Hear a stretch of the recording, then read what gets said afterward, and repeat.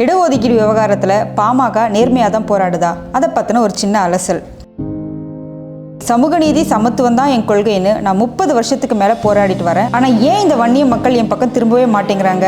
அப்படி என்ன என் மேலே சந்தேகம் அவங்களுக்குன்னு பாட்டாளி மக்கள் கட்சி நிறுவனர் டாக்டர் ராமதாஸ் புலம்பி தள்ளிட்டு இருக்கிறது தான் இப்போ பேசு பொருளாகி இருக்கு. நமக்கு நல்லது பண்றேன்னு வர்றவங்களை ஆதரிக்கிறது தானே இயல்பான விஷயம். டாக்டர் அன்புமணி ராமதாஸை முதலமைச்சராக கொண்டு வர ஏன் தயங்குறாங்க? இப்படி ஒரு கேள்வியை நாம மக்கள்கிட்ட எழுப்பணும்னா அதுக்கான பதில் என்னங்கிறது அவங்களுக்கே தெரியும். அப்படி இருக்கும்போது ராமதாஸ்க்கு எப்படி இது தெரியாம போச்சு? தமிழ்நாட்டை பொறுத்த வரைக்கும் இப்போ வர வன்னிய சமுதாய மக்கள் ரொம்ப பெரிய அரசியல் சக்தியாக இருக்காங்க. வட மாவட்டங்களில் இந்த சமூக மக்களே தேர்தல் வெற்றி தோல்விகளை நிர்ணயிக்கிறாங்க. அது தெரிஞ்ச விஷயம்தான், யாராலையும் இதை மறுக்கவே முடியாது. ஆனாலும் அந்த சமூக மக்களில் நிறைய பேர் ரொம்ப பின்தங்கிய நிலையில் இருக்காங்க. மக்களோட இந்த நிலையை மாற்றி வன்னிய சமுதாய மக்களின் இடஒதுக்கீடு, அவங்க உரிமைகள், இது எல்லாத்தையும் மையப்படுத்தி தான் பாட்டாளி மக்கள் கட்சியை ராமதாஸ் தொடங்கினார். ஊழல், குடும்ப அரசியல், லஞ்சம் இதெல்லாம் ஒழிச்சு கட்டி சகோதரத்துவத்தை வலியுறுத்தி மாற்று அரசியலையும் வலியுறுத்தி நிறைய போராட்டங்களை இவர் முன்னெடுத்து நடத்தியிருக்காரு. சில முக்கியமான சமூக பிரச்சனைகளையும் முன்வைத்து அதுக்காக போராடி இருக்கார். 1987ஆம் ஆண்டு எம்ஜிஆர் ஆட்சி காலத்தில் வன்னியர் சங்கம் சார்பில் வன்னியர்களுக்கு 20% இடஒதுக்கீடை வலியுறுத்தி மிக முக்கியமான போராட்டத்தை நடத்தி தமிழ்நாட்டை ஸ்தம்பிக்க வச்சாரு ராமதாஸ். இந்த போராட்டத்தில் ஏற்பட்ட துப்பாக்கி சூட்டில் கிட்டத்தட்ட 20க்கும் அதிகமான மக்கள் இறந்து போனாங்க. இந்த போராட்டத்துக்கு அப்புறம் 1989ஆம் ஆண்டு கருணாநிதி ஆட்சி காலத்தில் வன்னியர்கள் கூட சில பிரிவுகளை உள்ளடக்கி மிகவும் பிற்படுத்தப்பட்ட பிரிவுக்கான இடஒதுக்கீடு அவங்களுக்கு வழங்கப்பட்டது.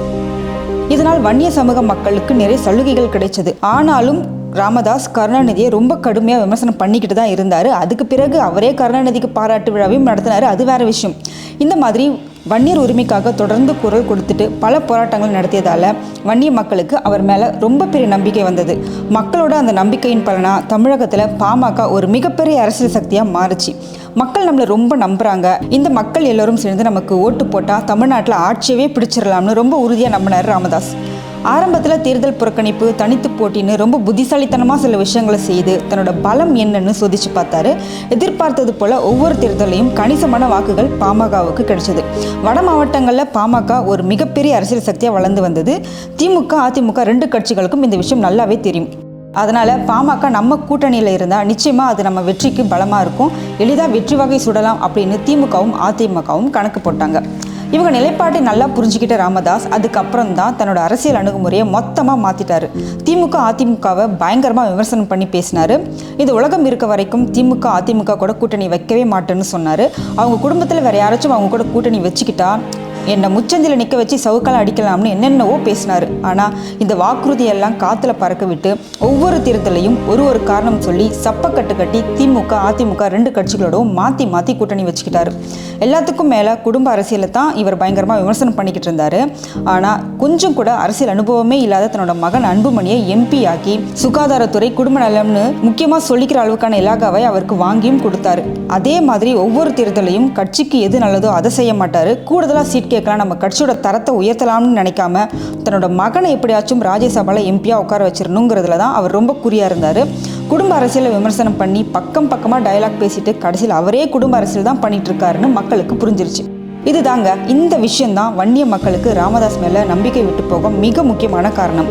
இது மட்டும் இல்லாமல் இன்னும் சிறப்பான ஒரு விஷயம் பண்ணார். அதாவது வன்னிய மக்களோட கல்வி ரொம்ப பின்தங்கி இருக்குது, அதை மேம்படுத்தணும், அதுக்கு உங்களால் முடிஞ்ச நிதியை கொடுங்கன்னு வன்னிய மக்களோட கல்விக்காக வன்னிய மக்கள்கிட்டயே பணத்தை வாங்கி அதுக்காக ஒரு அறக்கட்டளை ஆரம்பித்து எல்லாம் ஓகே ஆன கடைசியில் அந்த அறக்கட்டளையை கடைசியில் அவங்க மனைவி பேருக்கே மாற்றிட்டார்.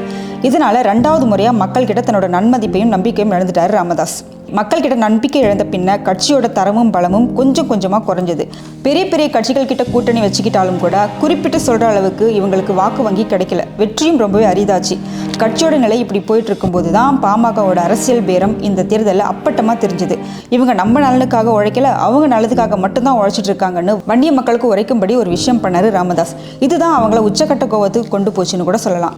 பாமக கட்சி தொண்டர்களை பொறுத்த வரைக்கும் இந்த பாராளுமன்ற தேர்தலில் அவங்க திமுக கூட தான் கூட்டணி வச்சுக்க விரும்பினாங்க. ஆனால் யாரும் எதிர்பார்க்காத ட்விஸ்டாக தேசிய கட்சியான பிஜேபி கூட கைகோத்து தேர்தலை சந்திச்சது.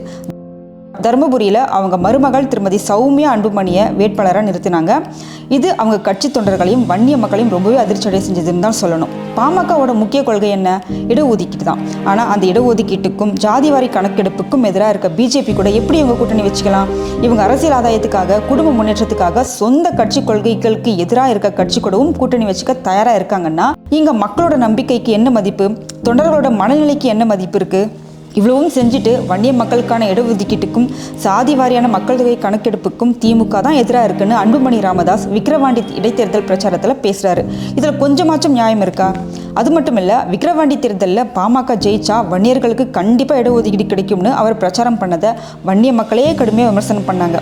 சாதாரண சட்டமன்ற தேர்தலில் ஜெயிச்சா எப்படி சாதிய மக்கள் தொகை கணக்கெடுப்பு சாத்தியமாகும்? இது கூட புரிஞ்சிக்காத அளவுக்கு நாம் இருக்கோன்னு மக்கள் பேச ஆரம்பிச்சிட்டாங்க. பாமகவோட அரசியல் நிலைப்பாடு, அவங்க சுயநலம், குடும்ப நலம் இதெல்லாம் பற்றியும் யோசிக்கவும் ஆரம்பிச்சிட்டாங்க. கொஞ்சம் கொஞ்சமாக அவங்கள மக்கள் ஒதுக்கவும் ஆரம்பிச்சிட்டாங்க. குறிப்பாக இந்த சட்டமன்ற தேர்தல்களுக்கு அப்புறம் ரொம்பவே வெளிப்படையாக இவங்க கூட்டு வெளிவந்துருச்சு. கொள்கை நிலைப்பாடு இல்லை, முழுக்க முழுக்க குடும்ப அரசியல் செய்கிறது, கட்சி கொள்கைகளுக்கு எதிராக இருக்க கட்சிகளோட கூட்டணி போடுறது, இப்படி தொண்டர்களுக்கும் வன்னிய மக்களுக்கும் பிடிக்காத விஷயங்களை தான் இவங்க செய்துட்டு இருக்காங்க.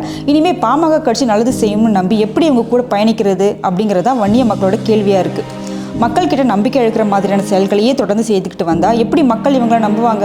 வன்னிய மக்களின் மனநிலை இப்படி இருக்கும்போது வன்னியர்களுக்காக இவர் காலங்காலமாக உழைச்சதாகவும் ஆனால் அவங்க சமூக மக்களே அவருக்கு ஆதரவு தர மாற்றாங்கன்னு புலம்பி தள்ளிட்டு இருக்காரு ராமதாஸ்.